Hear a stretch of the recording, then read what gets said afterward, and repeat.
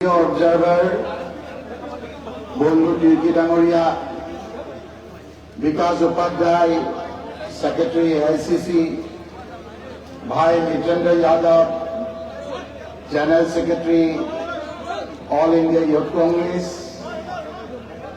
অভিজিৎ মুখার্জি মঞ্চত উপবিষ্ট বিধায়কসকল কংগ্রেস, মঞ্চত উপবিষ্ট অজিত সিং, খলিল মজুমদার, বিধায়কসকল, মঞ্চত উপবিষ্ট জিলা কংগ্ৰেছৰ সভাপতিসকল, ইয়াত উপস্থিত থকা মহিলা আৰু গুৱাহাটীকে প্ৰমুখ কৰি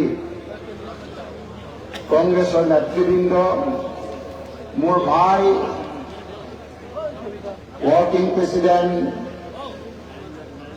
এপিচিচি, ইয়াত উপস্থিত থকা কংগ্ৰেছৰ নেতৃবৃন্দ, বিভিন্ন জিলাৰ পৰা অহা কংগ্ৰেছৰ নেতৃবৃন্দ,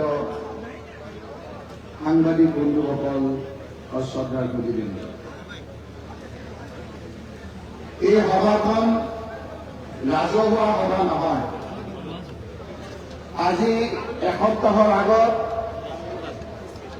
ৰাহুল গান্ধী ডাঙৰীয়া, মাল্লিকাৰ্জুন খাৰ্গে ডাঙৰীয়া, বেণুগোপাল ডাঙৰীয়াই ঠিক কৰিছিল যে অসমত এইবাৰ আমি নিৰ্বাচনী কেম্পেইন আৰম্ভ কৰিব লাগে।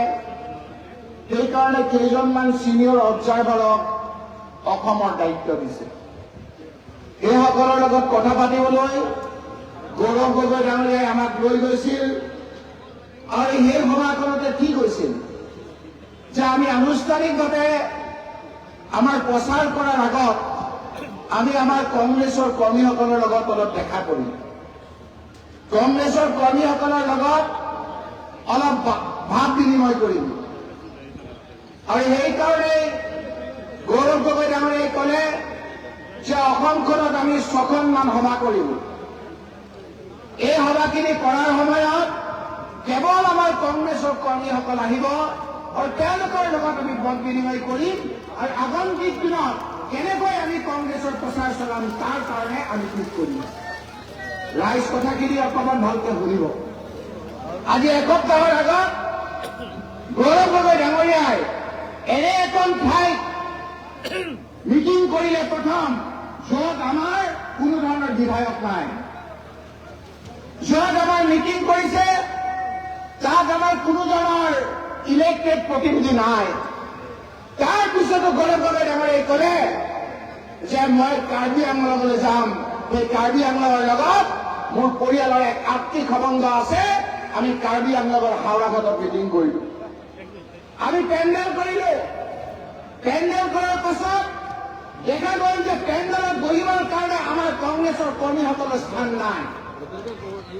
গৌৰৱ গগৈ ডাঙৰীয়া যাব বুলি কোৱাৰ পাছত কাৰ্বি মহিলাসকলে ঘৰৰ কাম কাজ কাটি কৰি লৈ অজস্ৰ মহিলা আহি, হাজাৰ হাজাৰ মহিলা আহি পেলাই কংগ্ৰেছৰ সভাত অংশগ্ৰহণ কৰিলে। যেতিয়া কাৰ্বি আংলঙত অজস্ৰ মানুহ হ'ল, পিছৰ দিনা মিটিং আছিল উজনি অসমত। উজনি অসমৰ মৰাণলৈ গ'ল। মৰাণতো একে দৃশ্য যে আজি কংগ্ৰেছৰ মানুহ এজন বহিবলৈ ঠাই নাই।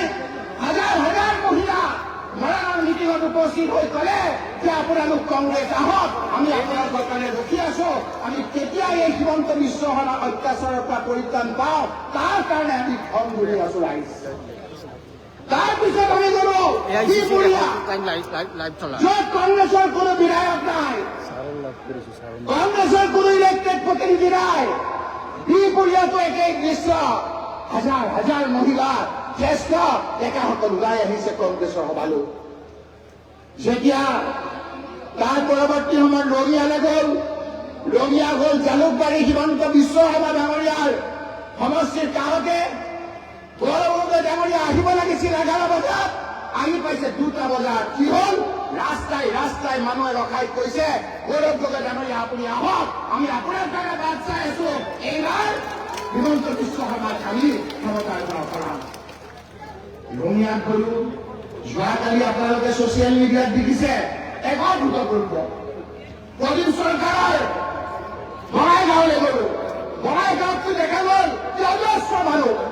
উচ্চাসী লোকসকলে নিজৰ গামোচা লৈ আহিছে যে গৌৰৱ গগৈ ডাঙৰীয়া আপুনি আহক।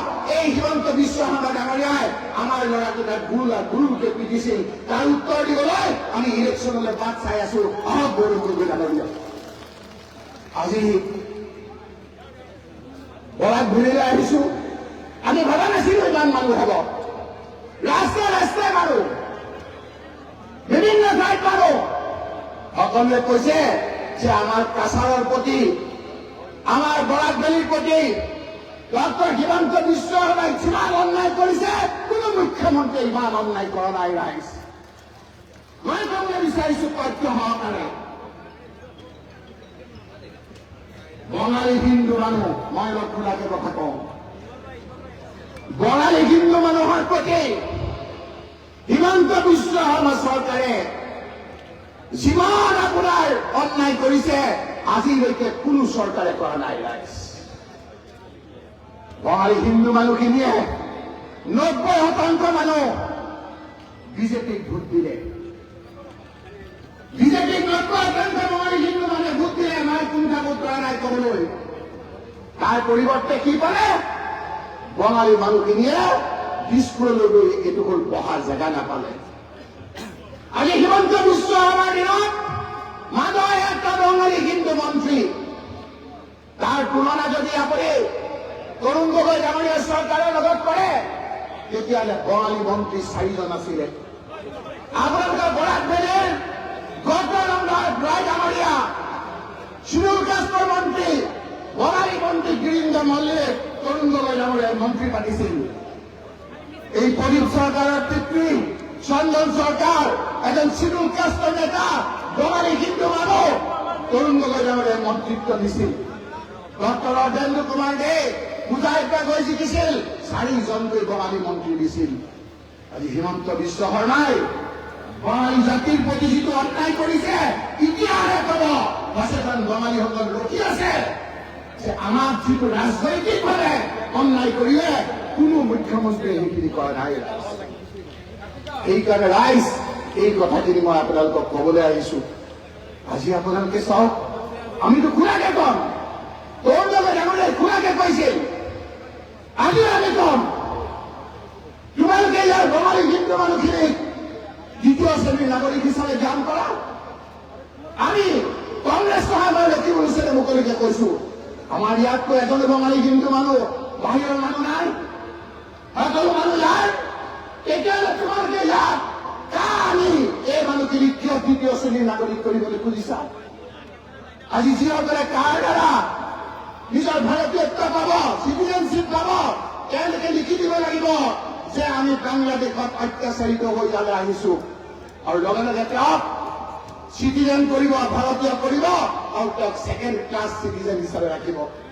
কোনো চাকৰি বাকৰি কোনো ধৰণৰ একো নিদিব।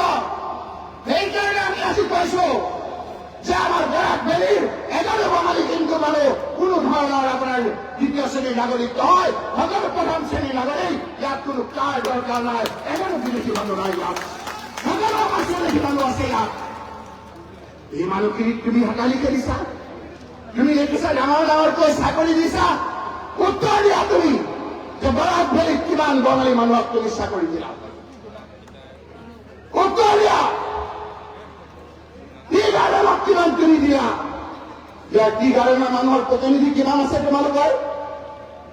আমি দিছিলো। আমাৰ যেতিয়া ইয়াত 15টা চিট আছিলে, আমি 6জনকৈ টি গাৰ্ডেনৰ মানুহ দিছিলো। দীনেশ গোৱালা আমাৰ টি গাৰ্ডেনৰ লিডাৰ আছিল।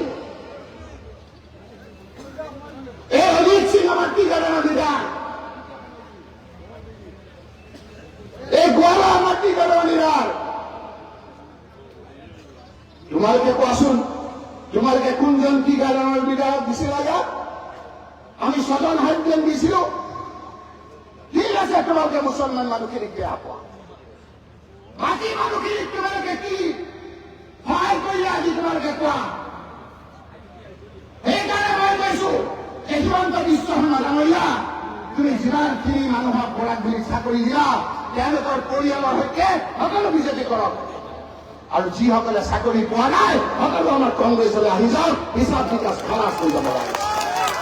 কিমান কৰিছা মানুহখিনিক ভয় দেখুৱাবলৈ আহিছা কাক অপমান কৰা নাই ইয়াৰ এজন বঙালী হিন্দু মন্ত্ৰী আছিল যাৰ পিডব্লিউডি ডিপাৰ্টমেণ্ট আছিল সেই পিডব্লিউডি ডিপাৰ্টমেণ্টটো তুমি তোমাৰ কমিশনৰ লাভৰ কাৰণে আজি বৰাক ভেলীৰ সেই পিডব্লিউডি মিনিষ্টাৰ অঁতৰাই দিলা মানুহে কি বুজা নাই সচেতন বঙালী হিন্দু মানুহখিনি কি বুজা নাই এইবাৰ বাকচ কৰিবা যেনেকৈ গৌৰৱ গগৈ ডাঙৰীয়া যোৱাৰ লগে লগে হাজাৰ হাজাৰ মানুহ আহিছে বাকচ খুলিবা এইবাৰ তুমি গম পালা তোমাৰ যিটো চাৰ্ভে এই চাৰ্ভে কৈছে শুনিবলাইজ যে হিমন্ত বিশ্ব শৰ্মা যদি মন্ত্ৰী থাকে মুখ্যমন্ত্ৰী থাকে এইবাৰ 30ৰ পৰা 40লৈ বিজেপি পাব তাৰ ওপৰৰ চিট নাপায় এতিয়া প্ৰশ্ন আহিল অসমত কেইটা চিট সহজত বুজাই দিছো মই আপোনালোকক অসমত 126টা চিট 126টা হয় নহয় ঠিক আছে বৰাক ভেলীৰ আগত 15টা আছিল 2টা কমাই 13টা কৰি দিলা মানুহ ৰখি আছে ইয়াৰ মানুহৰ প্ৰতি অন্যায় কৰিছা এই বৰাক ভেলীৰ জাতি ধৰ্ম বৰ্ণ ভাষা নিৰ্বিশেষে সকলো এইবাৰ কংগ্ৰেছৰ ভোট দিব গৌৰৱ গগৈ ডাঙৰীয়াৰ মুখখনলৈ চাই আছে হয় নে নহয় কওক এতিয়া সহজত মই কথাটো আপোনালোকক বুজাই দিছো 126টা সমষ্টি অসমত 126টা সমষ্টি আমি কংগ্ৰেছে 126টা সমষ্টিৰ প্ৰতিদ্বন্দ্বিতা কৰিম আমাৰ এলায়েন্স লৈ হিমন্ত বিশ্ব শৰ্মা ডাঙৰীয়াই নিৰ্বাচনত যোৱাৰ আগতেই ক'লে যে আমি 126টা সমষ্টিত নোৱাৰিম 26টা সমষ্টিত আমাৰ কোনো অৰ্গেনাইজেশ্যনে নাই হয় নে নহয় কওক কৈছে নে নাই যদি 126টা সমষ্টিৰ 26ত তুমি যদি নমিনেশ্যনে দিব নোৱাৰা থাকি গ'ল 100টা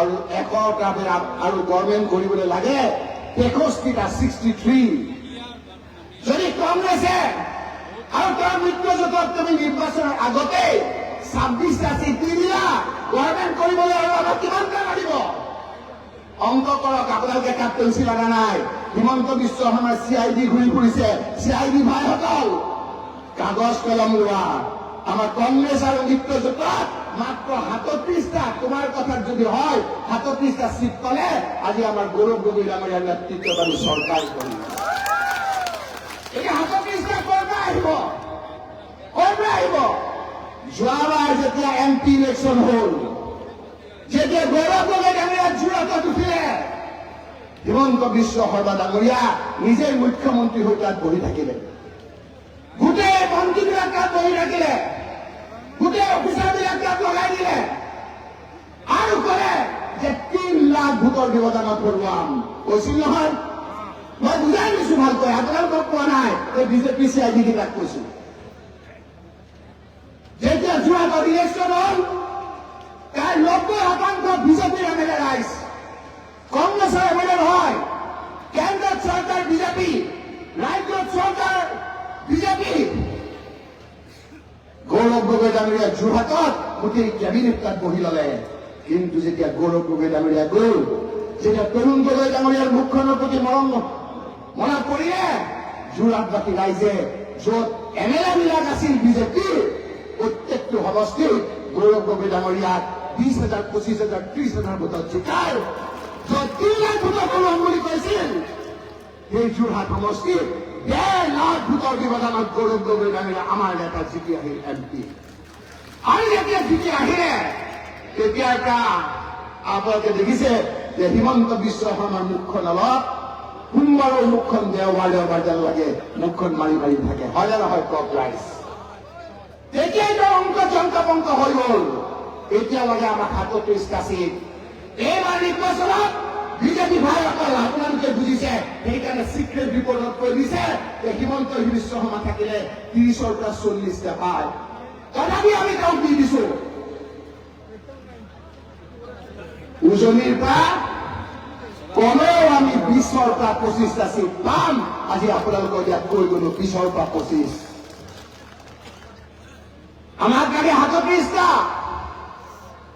বৰাক ভেলীৰ পৰা আমি কৈ দিছো আমি তেনেকুৱা নহয় বৰাক ভেলী 13টাত আমি 13টা নাপাওঁ কিন্তু গড়ি গড়ি আমি হাতটা চিট পাম ইয়াত চাই থাকক কোন হাতটা পাম আমি কৈ যাম নিদিব উত্তৰ অসমত গড়ি গড়ি আমি 10টা চিটতকে ওপৰ পাম কাৰ্বি আংলঙত আৰু ডিমা হাছাওত আমি 7টা চিট আছে 6টা চিট আছে আমি নাপাওঁ আমি পাম তাত 4টা বা 3টা চিট মধ্য অসমত 10টা চিট গুৱাহাটীলৈ আদি কৰি লোৱাৰ আছামত 20টা চিট হিমন্ত বিশ্ব শৰ্মা ডাঙৰীয়া 70টা 80 চিট পায় গৌৰৱ গগৈৰ নেতৃত্বত চৰকাৰ হ'ব তোমাৰ এইবাৰ গেল সেইকাৰণে মানুহে কয় যে গেল গেল গেল হিমন্ত চৰকাৰ গেল সেইকাৰণে ৰাইজ আজি আপোনালোকে ইমানখিনি মানুহ আহিছে এই মানুহখিনিক আমি ধন্যবাদ দিছো কৃতজ্ঞতা জনাইছো আৰু আজিৰ পৰা আপোনালোকে ইয়াৰ পৰা গৈ প্ৰত্যেকটো বুথত আপোনালোকে কংগ্ৰেছৰ হৈ কাম কৰিব লাগিব বহুত বিপদ মানুহখিনি হিমন্ত বিশ্ব শৰ্মা যেতিয়া দেখিছে যে তেওঁক অসমৰ মানুহে ভোট নিদিয়ে আহোমখিনিক ঠগালে মৰাণ মটকক ঠগালে টি গাৰ্ডেনত ঠগালে বিভিন্ন জাতি জনগোষ্ঠীক ঠগালে বঙালী হিন্দু মানুহখিনিক ঠগালে পূজাত মন্ত্ৰীক ঠগালে এতিয়া তেওঁ বাহিৰৰ পৰা মানুহ আনি ভোট দিয়াবলৈ বিচাৰিছে ইয়াৰ মানুহৰ ভোট বিলাক কাটিব বিচাৰিছে ৰাইজ গৌৰৱ গগৈ ডাঙৰীয়াৰ নেতৃত্বত আমি আমাৰ অল অপজিশ্যন পাৰ্টিয়ে গৈ চিও ডাঙৰীয়াক ইলেকশ্যন কমিশ্যন অফ ইণ্ডিয়াৰ প্ৰতিনিধিক কৈছো অন্যায়ভাৱে যদি কোনোবা মানুহক আপোনালোকে কাটে তাৰ বিৰুদ্ধে আমি ৱালৰ দৰে থিয় হৈ থাকিম আপোনালোকে চিন্তা নকৰিব ৰাইজ মই এতিয়াও গম পাইছো আপোনালোকৰ ইয়াত অবৈধভাৱে বহুত লোকক হাৰাশাস্তি কৰিছে আমি কংগ্ৰেছৰ প্ৰতিজন কৰ্মীক তেওঁলোকক সহায় কৰক এই সময়খিনিত আপোনালোকে সহায় কৰিব বাকী কেনেকৈ সহায় কৰিব লাগে আমি আপোনালোকক শিকাই দিম এজনো বৈধ লোকক আমি কাটিব নিদিওঁ এইটো আমাৰ ৱাদা ফুটিল কেৱল আমাৰ কংগ্ৰেছ কৰ্মীসকলে তাত কাম কৰক ৰাইজ সেইকাৰণে আজি সময়খিনি বহুত জটিল বহুত গুৰুত্বপূৰ্ণ আপোনালোকৰ ওচৰত আকৌ আহিব লাগিব আকৌ আমি কথা পাতিব লাগিব এই সময়খিনিত আপোনালোকে জিন্দাবাদ জিন্দাবাদ কৰি উৎসাহ দিলে নহব মানুহৰ ওচৰলৈ যাব লাগিব